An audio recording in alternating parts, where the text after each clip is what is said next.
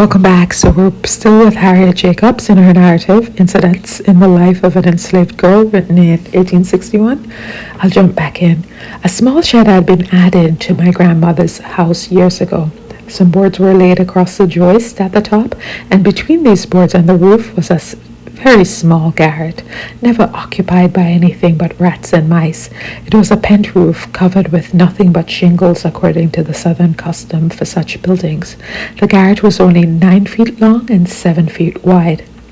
The highest part was 3 feet high and sloped down abruptly to the loose board floor. There was no admission for either light or air. My Uncle Philip, who was a carpenter, had very skillfully made a concealed trapdoor, which communicated with the storeroom. He had been doing this while I was waiting in the swamp. The storeroom opened upon a piazza. To this hole I was conveyed as soon as I entered the house. The air was stifling, the darkness total. A bed had been spread on the floor. I could sleep quite comfortably on one side, but the slope was so sudden that I could not turn on the other without hitting the roof. The rats and mice ran over my head, but I was weary, and I slept such sleep as the wretched may when a tempest had passed over them. Morning came. I knew it only by the noises I heard, for in my small den, day and night were all the same. I suffered for air even more than for light, but I was not comfortless. I heard the voices of my children. There was joy and there was sadness in the sound. It made my tears flow. How I longed to speak to them. I was eager to look on their faces, but there was no hole, no crack through which I could peep. This continued darkness was oppressive.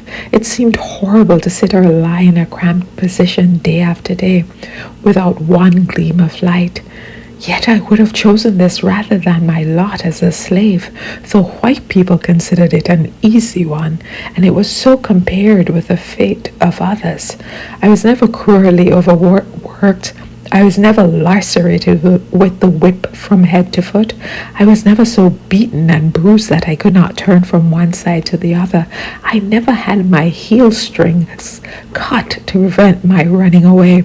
I was never chained to a log and forced to drag it about while I toiled in the field from morning till night.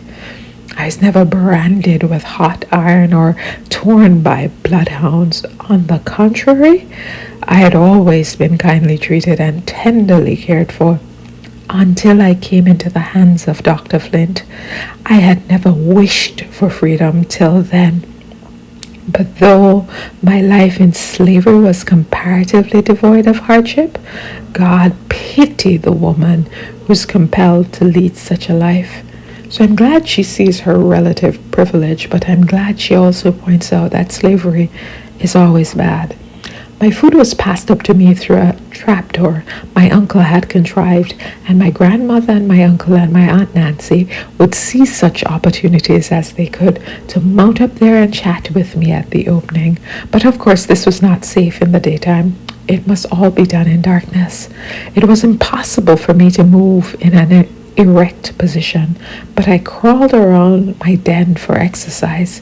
One day I hit my head against something and found it was a gimlet my uncle had left in sticking there when he made the trapdoor. Something hanging down that gimlet. I was as rejoiced as Robinson Crusoe could have been at finding such a treasure. It was a lucky thought in my head. I said to myself, now I will have some light. Now I will see my children. I did not dare to begin my work during the daytime for fear of attracting attention, but I groped round, and having found the side next the street where I could frequently see my children, I stuck the gimlet in and waited for them. I bored 3 holes, rows of holes, one above another. Then I bored out the interstices between. I thus succeeded in making one hole about 1 inch long and 1 inch broad. I sat by it till late into the night to enjoy the little whiff of air that floated in. In the morning, I watched for my children.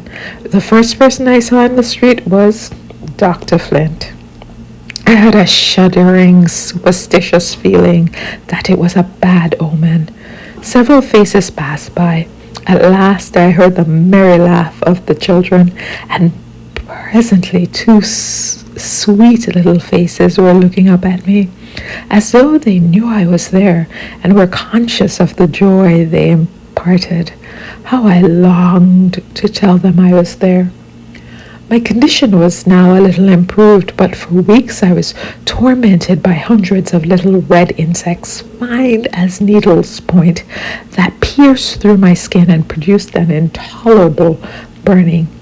The good grandmother gave me herb teas and cooling medicines, and finally I got rid of them. The heat of the den was intense, for nothing but thin shingles protected me from the scorching summer's sun. But I had my consolation. Through my peeping hole, I could watch the children, and when they were near enough, I could hear their talk. Aunt Nancy brought me all the news she could hear at Dr. Flint's. From her, I learnt the doctor had written to New York to a colored woman who had been born and raised in our neighborhood and had breathed this contaminating atmosphere. He offered her a reward if she could find out anything about me. I know not what was the nature of her reply, but he soon after started for New York in haste, saying to his family that he had business of importance to transact. This man is never going to give up and leave this girl alone. I peeped at him as he passed on his way to the steamboat. It was a satisfaction to have miles of land and water between us, even for a little while, and it was still greater satisfaction to know that he believed me to be in the Free States. My little den seemed less dreary than it had done. He returned as he did from his former journey to New York, without obtaining any satisfactory information. Of course not, because you're not there. When he passed our house the next morning, Benny was standing at the gate. He had heard them say that he had gone to find me, and he called out, "Dr. Flint, did you bring my mother home? I want to see her." The doctor stamped his foot at him in a rage and exclaimed, "Get out of the way, you little damned rascal! If you don't, I'll cut off your head." End quote. Benny ran terrified into the house, saying, "You can't put me in jail again. I don't belong to you now." It was well that the wind carried the words away from the doctor's ears. I told my grandmother of it when we had our next conference at the trapdoor, and begged of her not to allow the children to be impertinent to this irascible old man. Autumn came with a pleasant abatement of heat.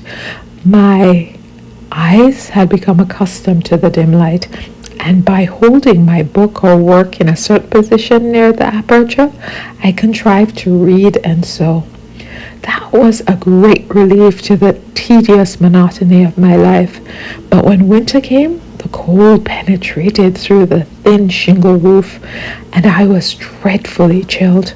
The winters there are not so long or severe as in the northern latitudes, but the houses are not built to shelter from the cold, and my little den was peculiarly comfortless.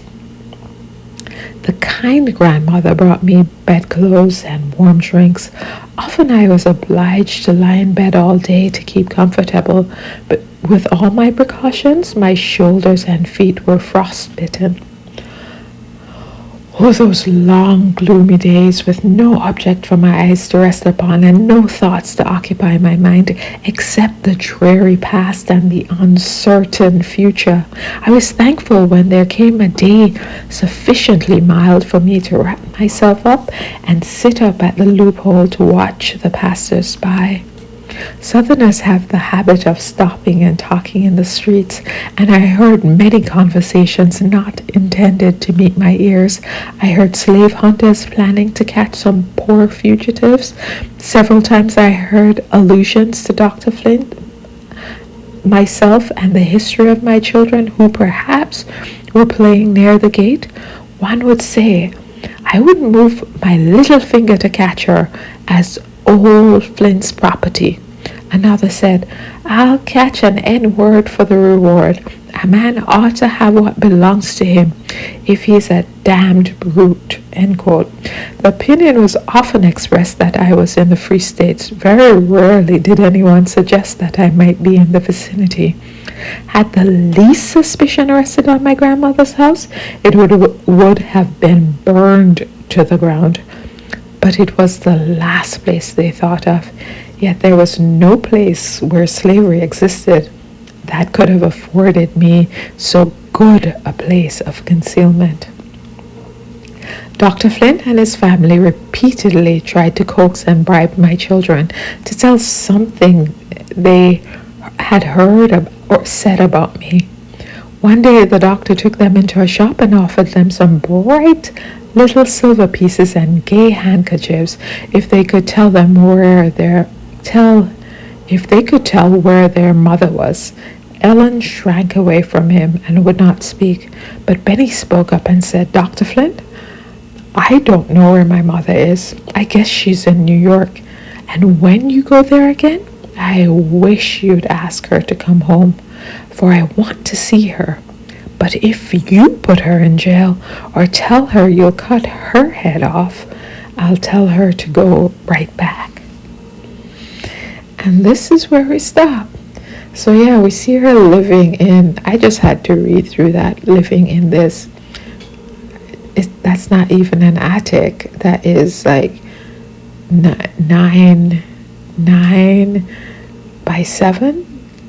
You can't sit up, you can't stand up, you can't walk around. This is worse than the Diary of Anne Frank. This is like you're almost in a tomb.